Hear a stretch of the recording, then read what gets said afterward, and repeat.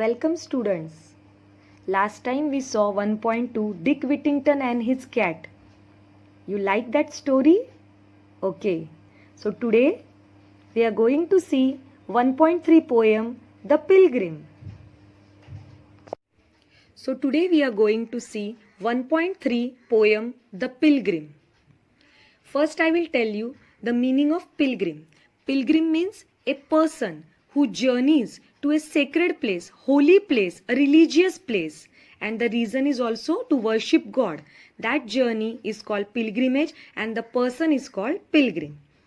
The poet of this poem is anonymous. You can see below the poem it is written anonymous.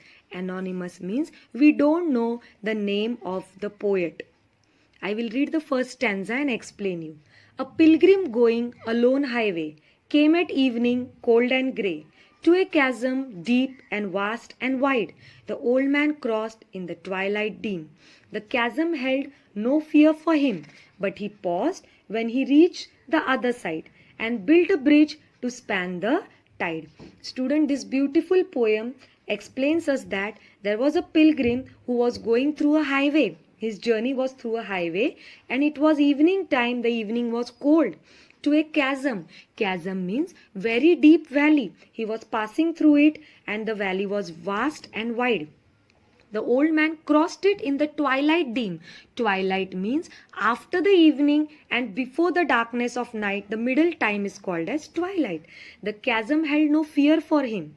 The pilgrim passed out from that valley without any fear. But he paused when he reached the other side. Means he stopped there and he decided to build a bridge to span the tide. Span the tide means a bridge which will cross across the mountains. Old man, said a fellow pilgrim near, why waste your time in building here? Your journey ends with the close of the day. You never again will pass this way. You have crossed the chasm deep and wide. Why build ye here at eventide? One more fellow pilgrim was with him. He said, hey old man, why are you wasting your time in building a bridge over this valley? You have already crossed it and it is already close of the day. There is a darkness everywhere. Then why you are wasting in building this bridge? See the last line, why build ye here? Ye means you and eventide means late evening.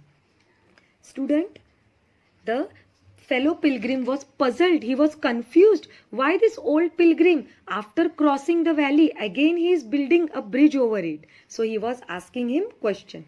The pilgrim raised his old grey head. My friend, in the path I have come, he said, there followeth after me today a fair-headed youth who must pass this way. The chasm which held no fear for me, to the fair-haired youth may a pitfall be. He too must cross in the twilight dim. My friend, I am building this bridge for him.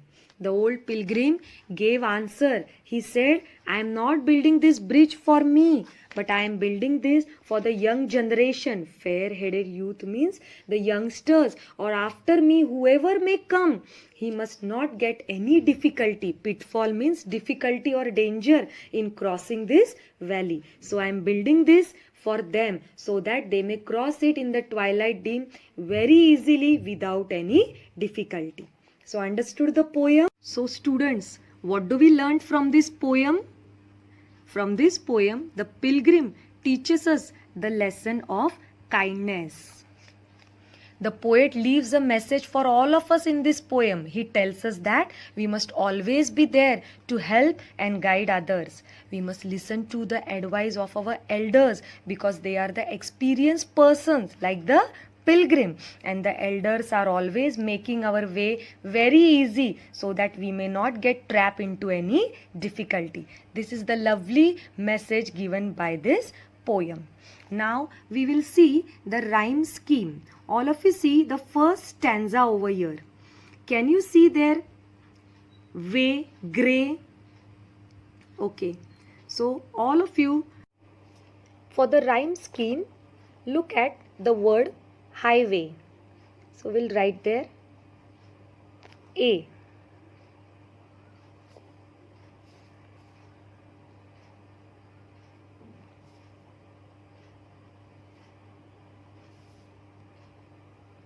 grey. Both the words are rhyming same, so we have written there A. Wide, write there B because this is a different sound word. Dim, it's not matching with wide, so write there C. Him, dim, him are same, so both are C. Wide and side are matching, so write there B. Tide also again the same. So rhyming scheme of first stanza is A, B, C, B, B. So your homework is you do the rhyming scheme for other two stanzas. So students, now we'll go through the figure of speech. See this line. To a chasm deep and vast and wide. Deep, vast, wide. All these are synonyms. All these words convey the same meaning. So figure of speech here is tautology. See the next line. The old man crossed in the twilight dim.